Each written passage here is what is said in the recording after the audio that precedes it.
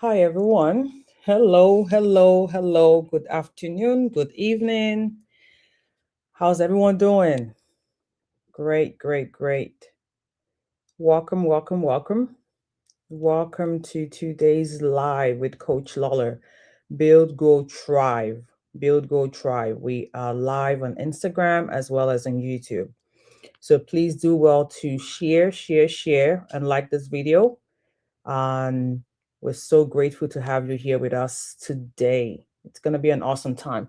Today's topic is so interesting. And really, the focus of today's live is to keep you all updated with all the changes, the announcements that has been passed in the past about 2 weeks now. I don't know if you've been watching the news, but the entire week of July 4th weekend, the Trump administration pushed out some major changes. And it's a great time to get to know what those changes are and to implement them if it's a good fit for you. So thank you all for joining. But before we go into today's topic, how's everyone doing? Drop it in the chat. I just love to hear from you all. How are you doing? How's your day? How have you been? um, hope you're all doing great. Hope you're all keeping up on your money goals. And if you fell off your money goals, it's not too late to get back on track. The goal, the focus there is not to really strive for perfection, but to actually give it your very best.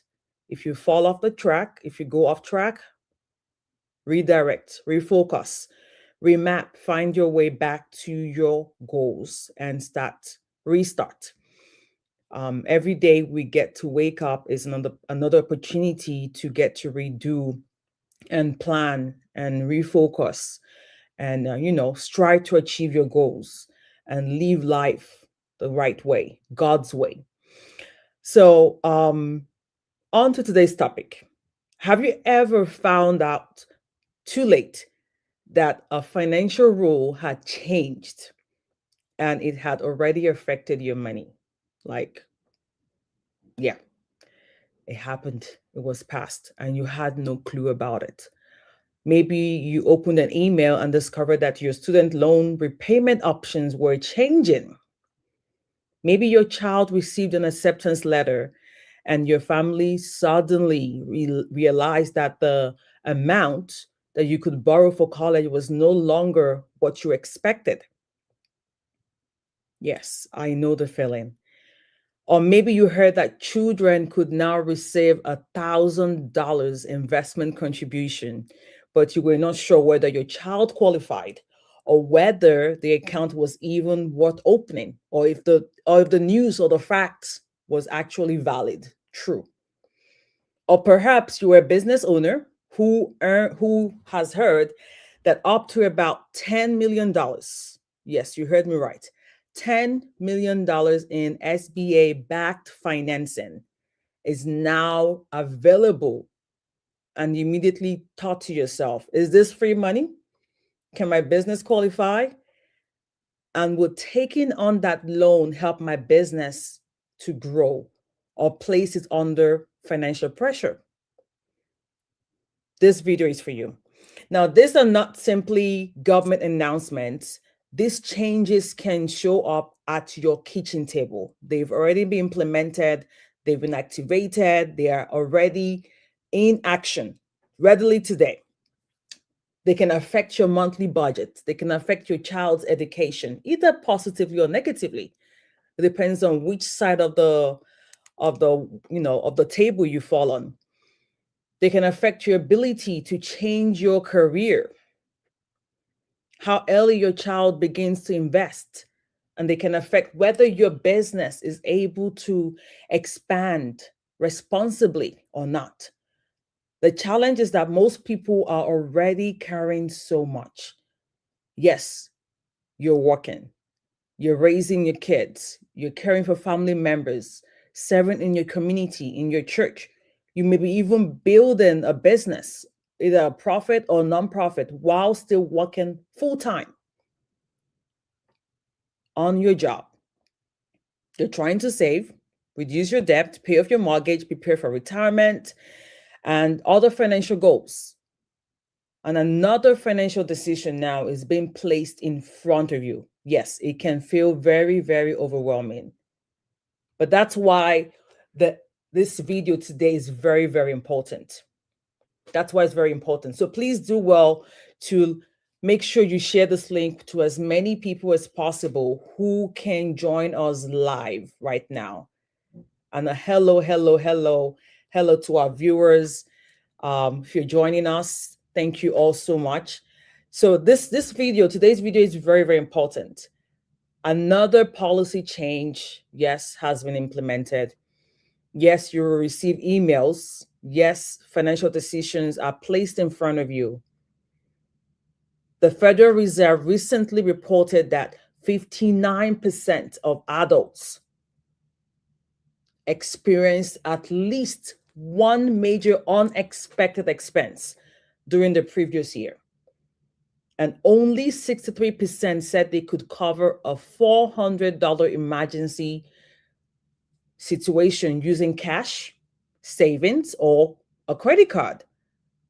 They could pay off at the next statement. If you were to reflect back on the last 6 months, I'm sure some form of emergency came up for you or your household. How did you cover that expense? Were you able to cover it? Was it a struggle? Was it a challenge? Now, this statistics here, according to the Federal Reserve, means that many families are trying to understand new financial rules in this new era, in this new administration, in this new age, while already operating with very little room for error. But tonight, we're not going to panic. We're not going to feel overwhelmed. We're not stressing about it. Today is going to help you learn the changes coming through. We're going to slow down. We're going to understand what has changed and identify the action that applies to us, you and I. Because information should not only make us aware. It's not just to inform you. It should also help you in making wise decisions, wise financial decisions around your money for your now and for your later. And I want to remind somebody, including myself, right now, hearing this, watching this, my message matters more than my perfection. I do not have to sound like a government policy manual to help you understand how these changes could affect your real life. My responsibility with you today is to bring you the accurate information, to simplify it, to explain it very clearly for you, and help you determine your next wise financial steps. Tonight, we're discussing 5 major money changes that has already become effective or officially already available in this month, July of 2026. They're already available. We're talking about new federal student loan repayment options. We're talking about new graduates and parent plus borrowing limits, workforce Pell parents for approved short-term career programs, Pell grants, yes. And then we're going to talk about the official launch of the Trump Kids accounts. Trump accounts for children are readily available to you and I. And then lastly, we're going to focus on the expanded SBA backed financing for qualified small businesses. So my small business owners, parents, grandparents, please stay tuned, stay glued. Students in college, if you have a student in college, this video is definitely for you. So stay with me until the end, because I'm also going to share with you 5 key takeaways, a practical 48-hour action plan that you need to take, and 1 critical question that you should ask before making any major financial decision. This conversation is not about supporting or opposing any political party. No, that's not our focus on today. It is about financial education. Financial education. And you may agree with the administration, yes, or you may disagree with the administration. You may like the name of a program, or you may dislike the name. But if a policy could affect your student loans, your child's future, your education, or even your own business, trust me, you require wisdom. You require wisdom, and you must understand it. That's all that matters. You do not have to become so consumed by politics. You simply need to know what applies to your money and how you need to start implementing these changes. So hello again, and welcome to the Coach Lola Owokoniro on YouTube channel, where our focus is to empower you to build wealth, leave a legacy, and live purposefully. And if you're already part of this community, thank you for showing up week after week, and not just showing up. Thank you for doing the work, putting in the work. I did not take your time, your trust, or your support for granted. So whether you're joining us or watching the replay, please take a moment to hit the like button. When you like the video, it helps YouTube recognize that this conversation is very much valuable and allows more people to find it. Please share this live with someone you care about, someone that comes to mind at this moment while you're listening. Share it with a parent, someone who already has student loans, or who is about to start one or establish one, or who is about to start college this fall. Share it with a student preparing for college, for graduate school, someone considering a career change, a business owner. This video is definitely for them. And do well to subscribe and follow Coach Lola Owokoniro on Instagram as well as on YouTube. Just as my name is spelled, there's only one Coach Lola Owokoniro. Go ahead and do well to subscribe and follow. And after you subscribe, turn on your notifications on YouTube so YouTube can alert you whenever we go live or we release any new videos. Because when we move together, we grow together, we win together, we succeed together. For those meeting me for the first time, again, my name is Coach Lola Owokoniro. Thank you all so much for joining us. I am a wealth financial empowerment coach, and my mission is to empower individuals, businesses, families to build wealth, leave a legacy, and to live purposefully. Through the Build, Grow, Try framework, we focus on 3 areas. We build a strong financial foundation. We grow on income, skills, investments, and businesses. We thrive through protection, through preparation, through wise stewardship, and legacy building. So tonight's conversation touches all 3. It is a framework that I work with my clients and my viewers like you. So tonight's conversation is definitely going to touch on all of that. Student loans and college borrowing affect how we build. That's the connection. Workforce training and business financing can affect how we grow.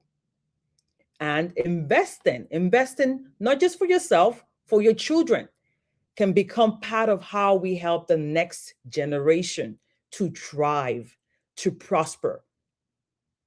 Now, let me know in the comments where you're watching from. I'd love to connect to each of you, and type ready if you're ready to understand these 5 major money changes that are already coming your way, either in the mail or who knows, maybe your bank account might be affected in the next coming weeks or months.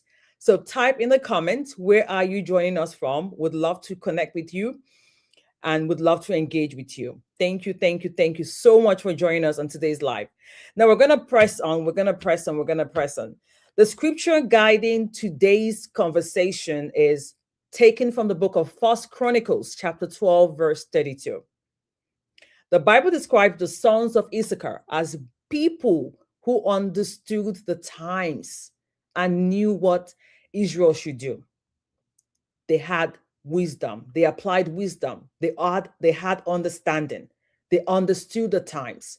I love that scripture because it does not stop at understanding. They understood. They had full clarity on what was happening, but they also knew what action to take. They didn't just sit on the information. Some people watch the news every day. Let me be more specific. Some people watch the financial news every day. CNN, Bloomberg, you get the email alerts, the newsletters, all of that. Virtually, audio, YouTube, but they never change anything. They never implement anything. They know that student loan rules have changed, but they have not logged into their account. They know college is expensive, but they've never calculated the cost of their child's degree. They know an investment account is available for their child, but they have not reviewed the eligibility requirements. They know business financing exists, but their financial records are 6 months behind. Knowledge without action does not create transformation. No, you're far from it. Wisdom is not only knowing what is happening, wisdom is knowing what to do next and taking the necessary steps at the right time. The right time. So as you listen to this video, keep asking yourself, which of these changes applies to me, my family, my business, and what should I do next? What should I do next, as in now, today? So let's start with change number 1. As of the first quarter of 2026, approximately 42.8 million borrowers owed about roughly $1.7 trillion in federal student loans debts, just in the first quarter of this year. Those are large numbers, huge, I must say. But behind those numbers are real people, real families, real stories. Teachers, nurses, parents, social workers, pastors, ministers, leaders of our communities, government employees, entrepreneurs, young professionals, and adults who completed school years ago but are still trying to repay what they borrowed. The Federal Reserve found that 23% of adults still have student loans. This percentage, 23%, with these student loans had recently experienced difficulty making their payments. More than 3/4 of those borrowers said affordability was part of the problem. Now, beginning July 1st, federal borrowers gained access to 2 new repayment options.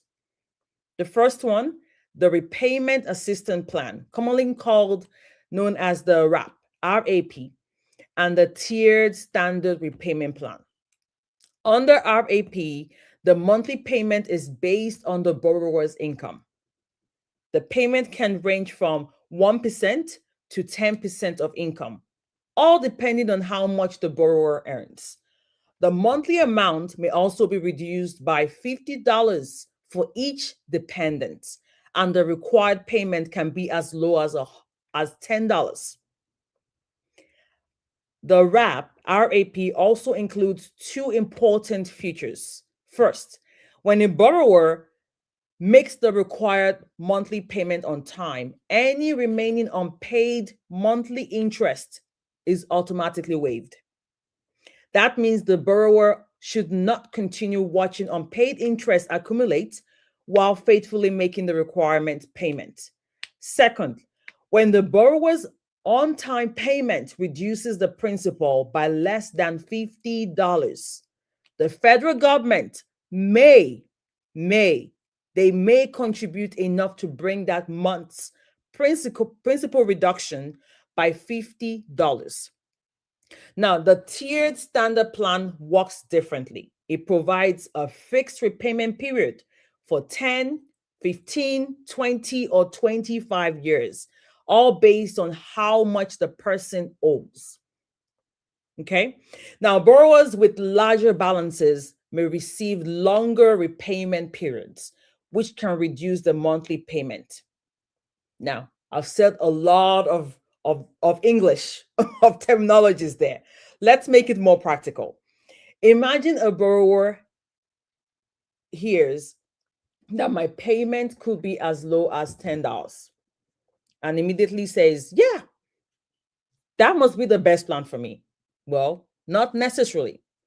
The lowest monthly payment is not automatically the best financial decision for you or even myself.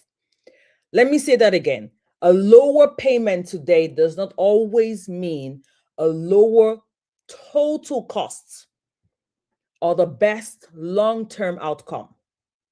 A lower payment can create, yes, necessary breathing room for you temporarily, which might be needed.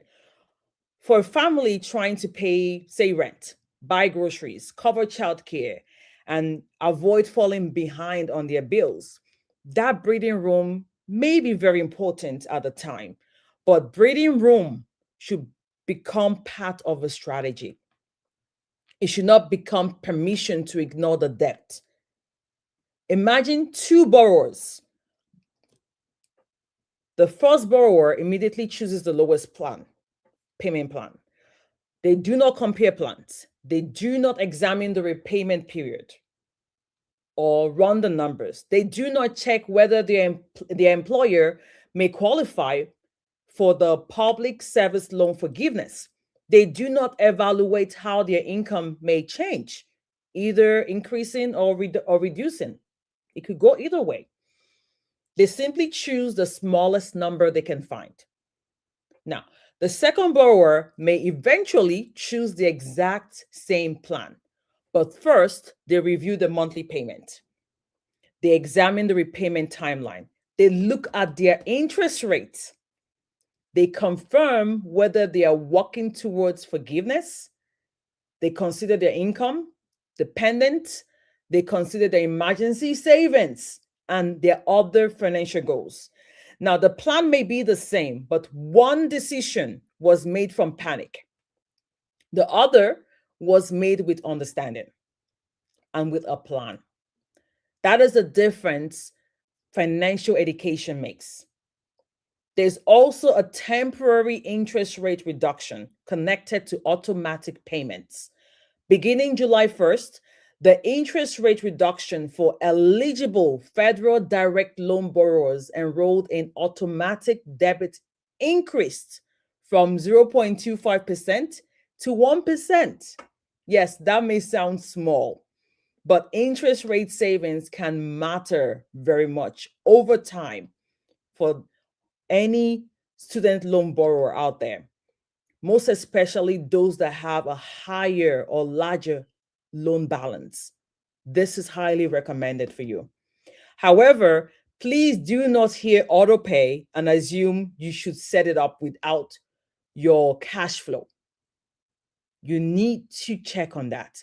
Before enrolling, make sure that the payment date aligns with when you get paid, when you have income, influx of cash coming in into your bank account. Make sure you have sufficient funds to cover that bill, that automatic payment or withdrawal out of your bank account.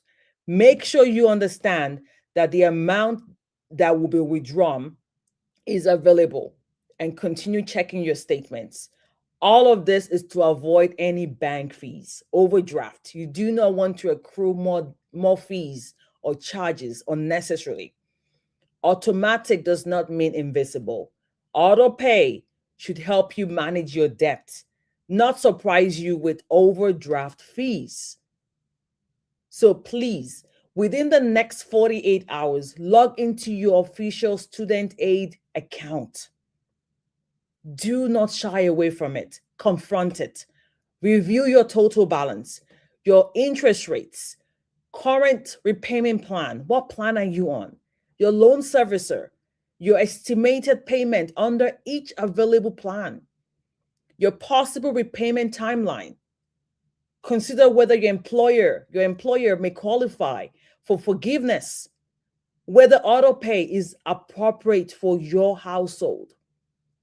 Do not make your decision based only on what worked for somebody on social media or your next door neighbor. Their income may be different. Their household may be different. Their loan type or what they qualify for may totally be different. Their employer may be different. Their financial goals, it is very, very personal. It will be different. Use your own numbers. Your numbers always tell a story. If you have federal student loans, confront it. Have a strategy. You do not have to shy away from it, but have a plan. Stay committed to it. Review your options. Know your options and review your options ahead of time. The second change coming through is the new graduate and parent plus loan limits. Yes, we have limits now. Now this is for families that have kids in the graduate program, professional programs, undergraduate education. This definitely applies to any student or all families in this category. Beginning July 1st, the annual federal loan limits are generally $20,500 for graduate students, $50,000 for professional students, and $20,000 per qualifying dependent student for parent plus borrowers. Yes, a cap has been set. The aggregate limits are generally $100,000 for graduate students, $200,000 for professional students, and $65,000 per qualifying dependent student for parent plus borrowers. Many borrowers receiving a loan made on or after July 1st are also subject to a $257,500 lifetime federal borrowing limit. Now, certain exceptions apply to this rule.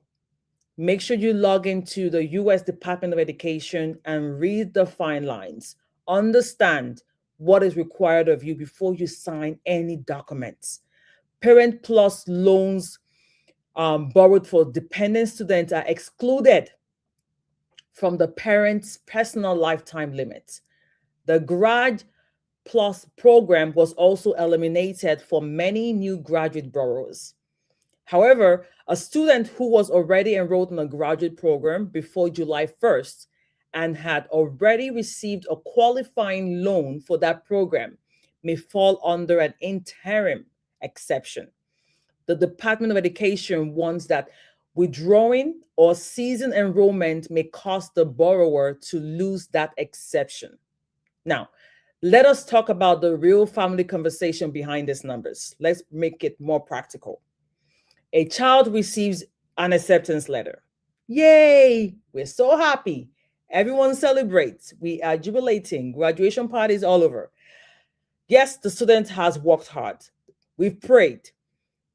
They can already picture a graduation day, then financial aid package, it arrives, then there's the tuition, housing, meals, books, transportation, technology fees, and other expenses that nobody mentioned during the campus tour. Yeah. After scholarships, grants, and student loans are applied, there's still a large gap. Now, the parent is told, yes, you can borrow the rest as a parent. And because that parent loves their child, they are tempted to sign. They may not calculate what the monthly payment will be. They may not think about how the debt will affect their retirement. They may not ask whether the student's expected income can justify the cost of the degree. They simply do not want the child to be disappointed. I understand.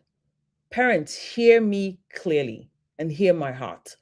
Love should not require financial self-destruction. Love should not require financial self-destruction. Supporting your child's education does not mean saying yes to every school at every price. It does not mean sacrificing your entire retirement without understanding the consequences. It does not mean borrowing whatever amount is offered simply because education is important. Yes, education is important. It is valuable. But every educational decision is not automatically a wise financial decision. Students, an acceptance letter tells you that the school believes you can attend academically. It does not prove that the school is financially affordable for your family. Admission and affordability are two different conversations. These new limits that we've discussed here may protect some parents and students from extreme borrowing, but they can also create major funding gaps, most particularly for expensive universities and graduate programs. That means planning must begin very much earlier, not after the acceptance letter, not during the final semester of high school, and definitely not when the tuition bill is already due. That will make you panic, overwhelmed. So, families, here are questions you must ask and have these conversations. What will the complete program cost? Know those numbers, or at least have an estimate. A lot of these colleges and universities, they have softwares on their website where you can calculate all of this, and it will give you an estimate on how much the program will cost. Not only the first year, what would all 4 years cost? You can go on Google, research it. You can go to the specific college's website, and the tuition is readily available for you right there. What will all 4 years cost, or 3 years of law school, or the complete professional program include tuition, fees, housing, the meal plan, transportation, books? Put in estimates. How much aid is guaranteed? How much must be renewed? What GPA must the student maintain? What is the expected starting salary in that career? That's important. What might the future monthly loan payment be? Is a comparable program available at a lower cost institution that is close by home? Can the student begin at a community college?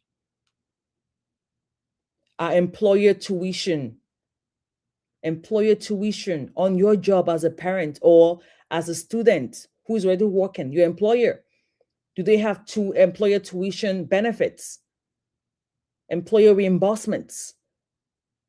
Are there assistantships, scholarships, fellowships? Can the student walk without harming academic progress? What will this borrowing require the parent to sacrifice? Is the child going to assume that loan after graduation and help pay it off? Have these conversations. Please do not automatically replace a federal funding gap with a private student loan.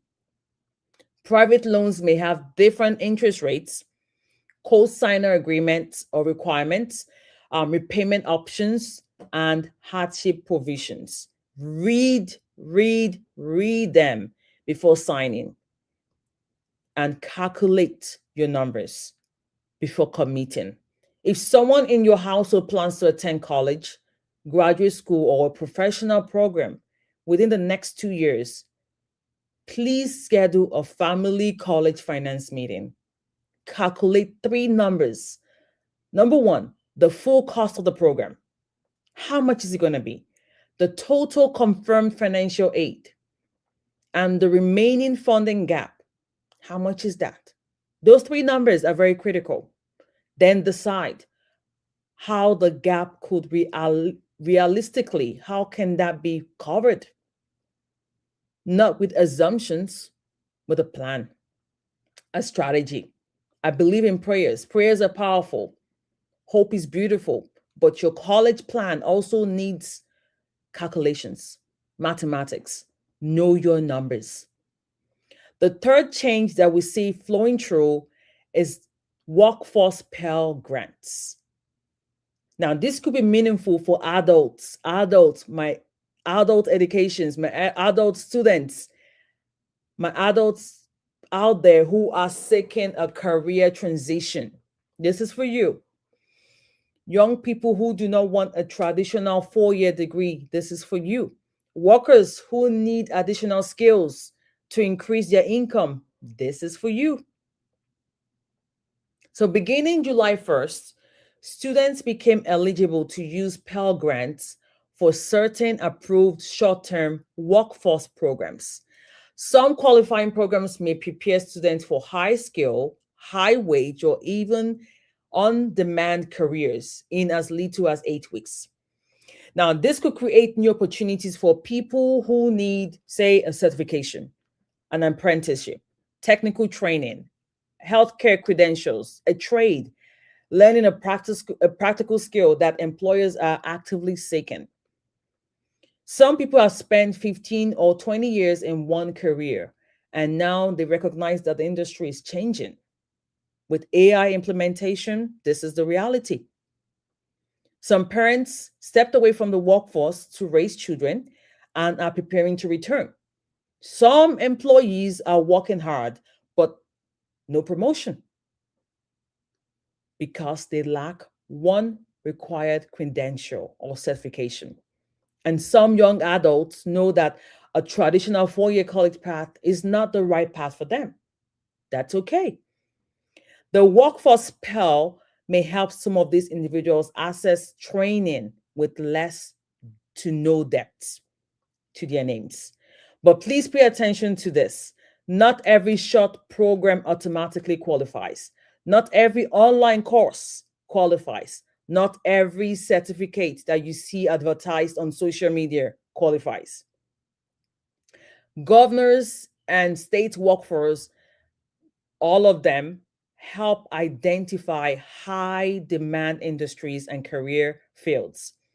We have programs that must satisfy these requirements, and they have a length of the requirements include there's a length of program for them, there's a completion rate, there's employment outcomes, and what value does it bring to the students. All of this varies from state to state. Availability may also vary per institution, per program. It has to be approved as well.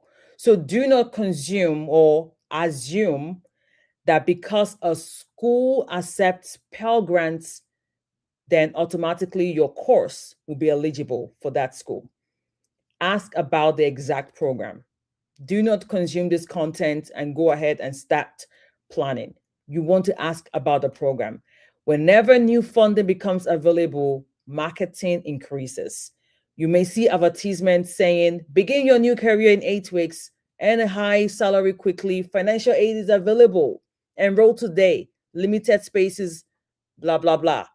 Do not let urgency replace wisdom. A certificate is not valuable simply because your name is printed on it. The question is whether employers recognize it, whether graduates are finding work with this certificate, whether the skill is actually in demand where you live. And lastly, find out whether another license or examination will be required in addition to that program, and know the expected increase in your income. And is that expected income, does it justify your time and any remaining costs that you might have to come out of pocket for?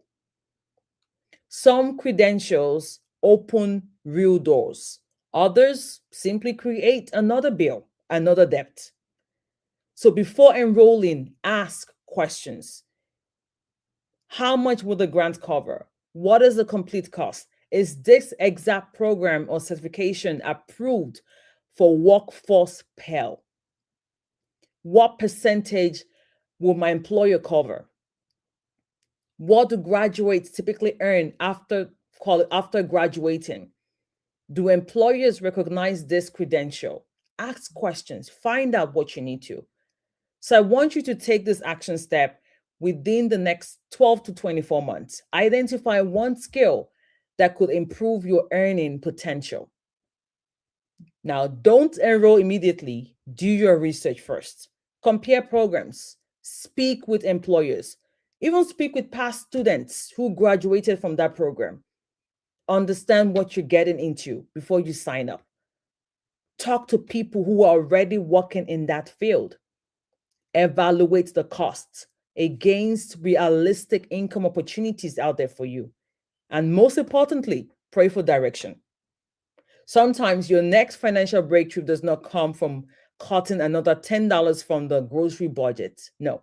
Sometimes it truly comes from increasing your skills, your confidence, your value, and your earning capacity. That is the grow part of the Build, Go, Thrive framework. So let's pause for a moment. We've already covered the new student loan repayment options.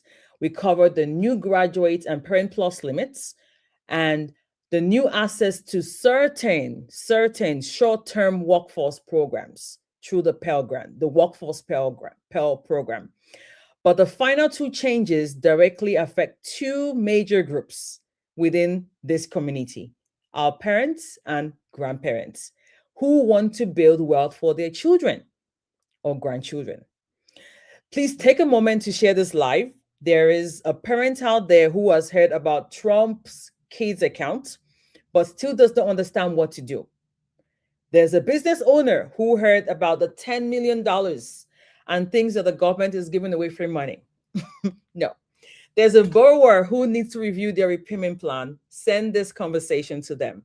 Make sure you subscribe to the Coach Lola YouTube channel, follow on Instagram, on Facebook, on TikTok, and do well to turn on your notifications. So each time we upload any new content, you are automatically notified. That's very helpful for you and I. So number 4 on our list of changes that has been implemented this year, this month, July, the Trump administration launched officially, I would say, launched nationwide on July 4th, 2026, the Trump Kids accounts. Yes, they're setting our children up for the future. If you take advantage of it, this is for you. Now, they are a new type of individual retirement account, popularly known as IRAs, that may be established for an eligible child who has not turned 18 by the end of the year in which the election is made and who has a valid social security number. A U.S. citizen child born between January 1st of 2025 and December 1st of 2028 may qualify for a one-time $1,000 federal pilot program after the required election is completed. Now, parents or other authorized individuals can submit Form 4547 through an IRS individual account. The IRS says the online process should take approximately about 5 to 10 minutes. Contributions officially began on 4th of July. So while we were celebrating US independence of 250 years old, many parents, I'm hoping, were establishing or opening these accounts for their children. Now, the general annual contribution limit is $5,000, excluding certain contributions such as the separate $1,000 federal pilot contribution. An employer may contribute up to $2,500 annually towards an employee's or dependent's Trump account under an eligible employer program. And that amount counts towards the general $5,000 annual limit. So speak to your employer about this. This is readily available for you. Treasury has reported that more than 6 million children had already been enrolled shortly after the launch. And 86% came from families earning less than $200,000. Now, let's simplify this. This right here is an investment account. Simple. An investment account for a child. It is not a regular savings account. It is not money the parent can withdraw whenever the household has an emergency. No. It is not the same as a 529 college savings plan. It is not. And opening the account does not automatically make the child wealthy. An account is only a container. The long-term outcome would depend on a few things. Number one, how much is contributed? How consistently contributions are made? How much is contributed? How the investments perform? What fees and taxes may apply? And what choices are made when the child eventually gains access? How are you preparing your child to use this money? What education? How are you empowering them? Now, this brings us to the question attracting so much attention today. Could Trump accounts help some children become wealthier, more wealthier than their parents? Maybe yes, potentially. Yes, it can. But not simply because the account carries the president's name, no. And not because of a one-time $1,000 contribution towards this plan. That does not guarantee automatic wealth. The child's greatest advantage at this time is time. The child's greatest advantage for this program is simply time. Take advantage of time. Many adults begin investing in their 40s or 50s and say, I wish I had started earlier. A child beginning at birth may have decades for money to grow. Let me give you a simple illustration. This is not a promise, projection, or guarantee. Suppose an eligible child begins with, say, $1,000. The family then commits to contribute $50 per month, doing this for 18 years straight. $50 a month, that is about $600 a year, plus the one-time $1,000 deposited by the Trump administration. At a hypothetically average annual return of 7%, the account could grow to approximately $25,000 for 18 years. At $100 per month, under the same hypothetical assumptions of an average annual return of 7%, it could grow to approximately $46,600.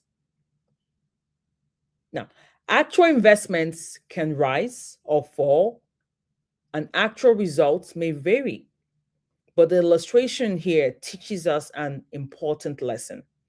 Small amounts invested over time, consistently, can become resourceful, can become growth, can become meaningful.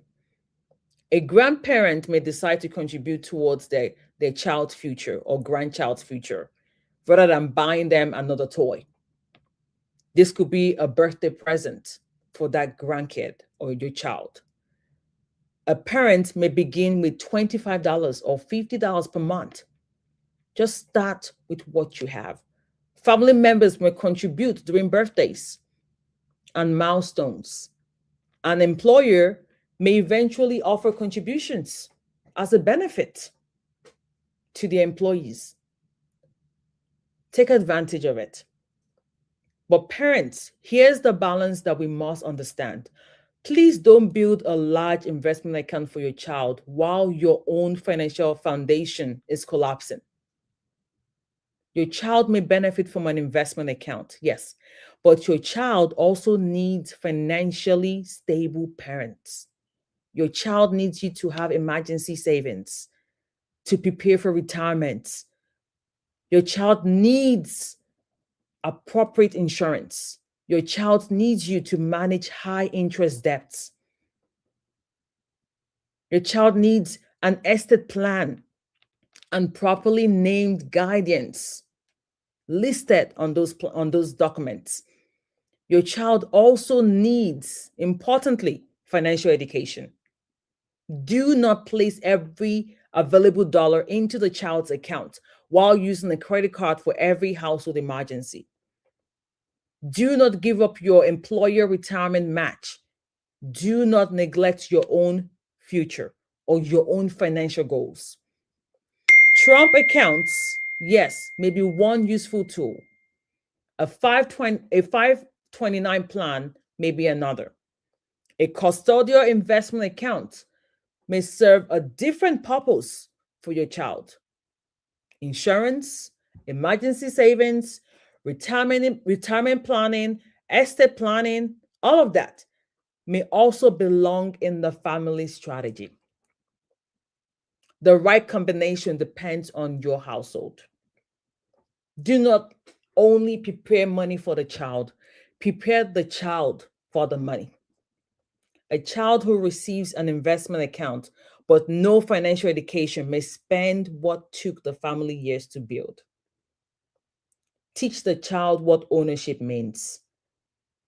In essence, you want them to be able to, yes, outlive you, but also multiply on what you have built for them. Financial education is very important. So I want to go on here and also press on this. You need to teach them. Teach them investing. Teach them generosity, patience. Teach them that wealth is not simply something we consume. It is something we manage responsibly. At Money Smart Youth Foundation, we believe children should not rely only on inherited money. They should inherit wisdom along with it. And they should grow in wisdom. So first, confirm whether your child is eligible. That's one action step for you. Secondly, complete the required election where appropriate. Thirdly, understand the contribution, understand the investment, understand the rules around withdrawals on this plan. Understand how this Trump Kids account fits into your financial strategy, your financial goals. Number 4, decide what money your family can contribute consistently without neglecting essential priorities. Create a plan to teach the child what the account represents. Parents, grandparents, family members, this is very, very important here. We need to prepare the next generation. It takes a village to raise a child, they say. We need one another to make this happen. Now, the fourth change and last change is for my business owners. the SBA backed financing. This has been expanded. Now, the United States has approximately 36.2 million small businesses. Every day, a small business is being established. Those businesses employ about 62.3 million people. That's nearly 46% of private sector workers.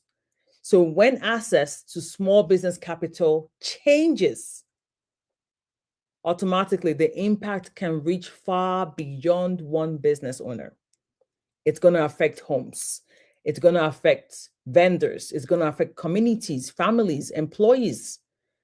Effective July 4th, qualified borrowers may combine, listen here carefully, they may combine the SBA 7A and 504 financing for up to $10 million in SBA backed financing. Under the new policy, a qualified borrower who secures the 7A loan first may access up to $5 million through the 7A program and up to another $5 million through the 504 program. The 7A program may be used for purposes including working capital, equipment, for real estate, and business expansion.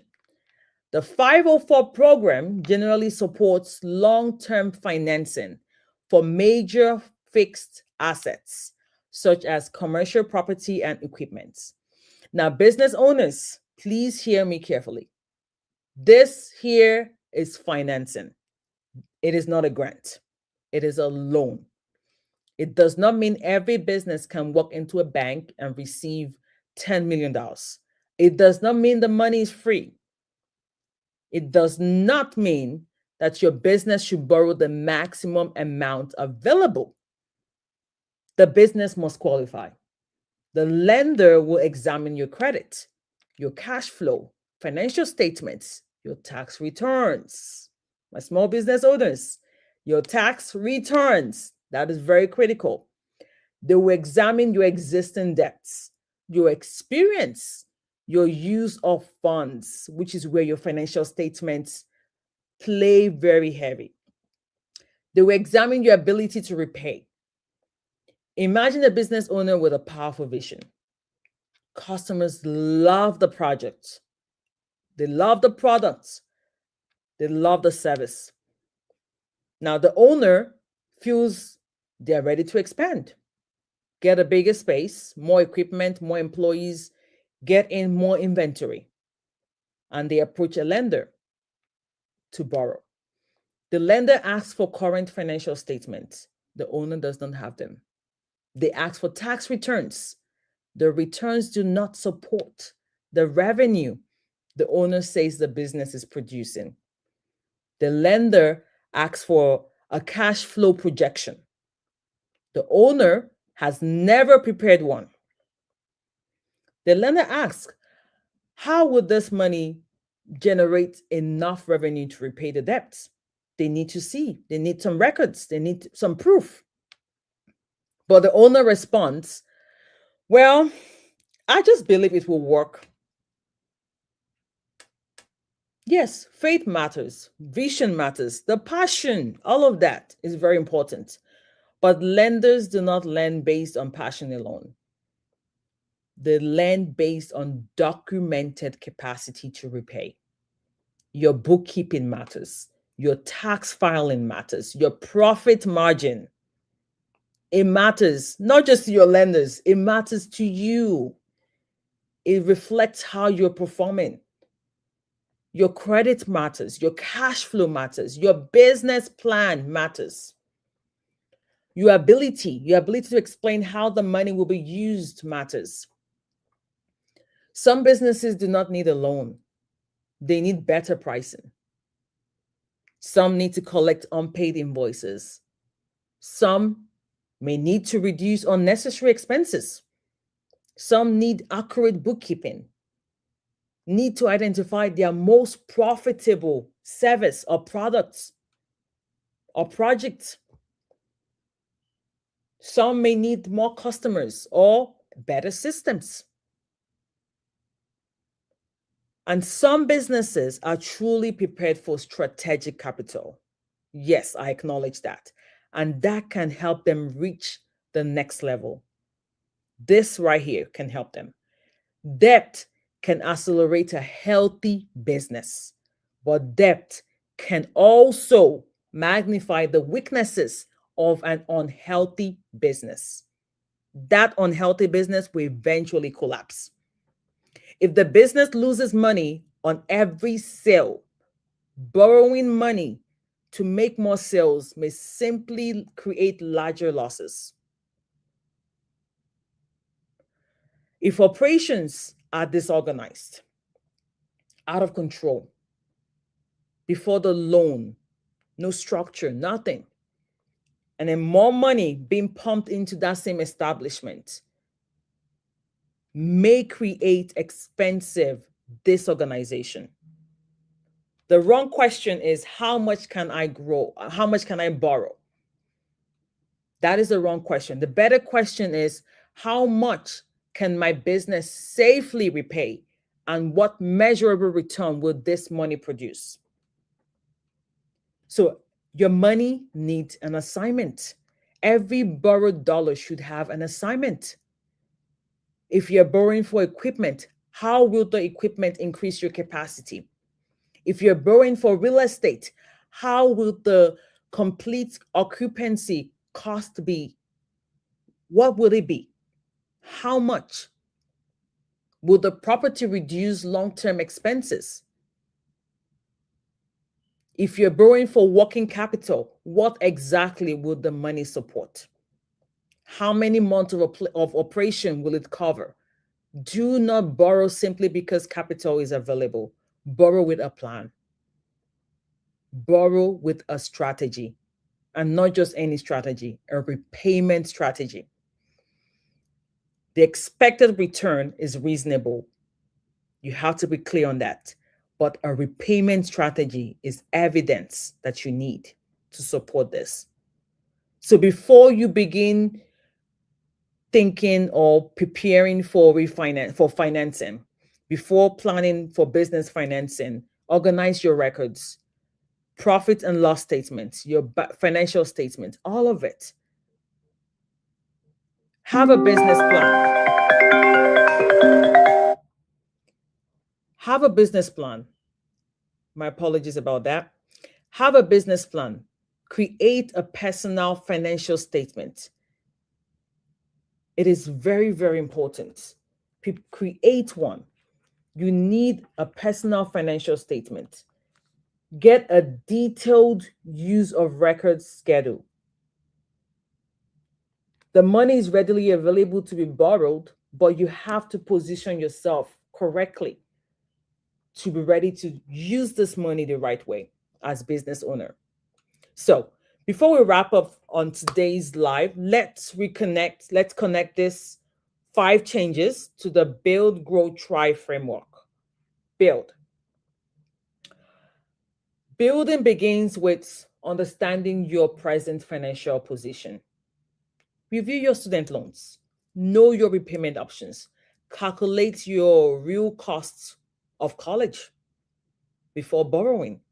Protect your emergency savings and stop making financial decisions based only on the monthly payments. It's very important that you do all of this. Understand. Have proper understanding behind this and let your actions follow. Grow. Grow requires increasing your capacity. Explore the workforce programs. Yes, explore them. Let them improve your earning potentials on your career. Strengthen your business records. Evaluate your financing carefully. And remember, access to more money does not automatically mean readiness to change more money, to manage more money. So position yourself correctly. Thrive means thinking beyond today. Invest for the next generation where necessary, where appropriate. Teach children how money works.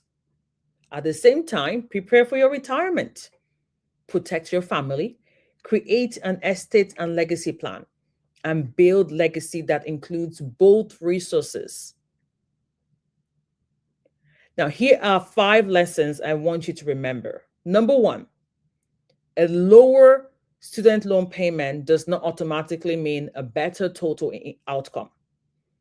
Compare the payments, compare the repayment period, the forgiveness eligibility, and long-term impact. Number 2, college acceptance and college affordability are not the same thing. Calculate the complete cost and funding gap before borrowing. Number 3, a short-term credit, sorry. Number 3, a short-term credential is only available when it produces a recognized skill and a realistic employment opportunity. Research before enrolling. Number 4, Trump accounts. Trump accounts may give children an early investment opportunity, but opening the account alone does not create wealth. It requires consistency, commitment, time, investment performance, family stability, and financial education. All of this matter very much. And the last takeaway we talked about the expanded SBA financing loan. Yes, it can help you prepare your business to grow and actually help it grow, but it is debt. It is not free money. It is actual debt. Help you finance that vision or passion for your business. Have a strategy behind that, a repayment plan. The capital must have an assignment, and the business must have a credible repayment plan. Within the next 48 hours, choose the action that applies most directly to you. If you have federal student loans, log in and compare your repayment options. Do not wait until you receive a letter in the mail. Do not wait until you receive an email or a phone call, or your paycheck begins to be garnished. Yes, wage garnishment. If your child is preparing for college, calculate the full cost, confirm the full cost. Estimates are also fine. Confirm the financial aid available and know the remaining funding gap that you might have to come out of pocket for. If you're considering a career change, research approved workforce Pell programs in your state. It varies from state to state. If you have an eligible child, review the official Trump accounts requirements. This information is out there on the irs.gov website for you.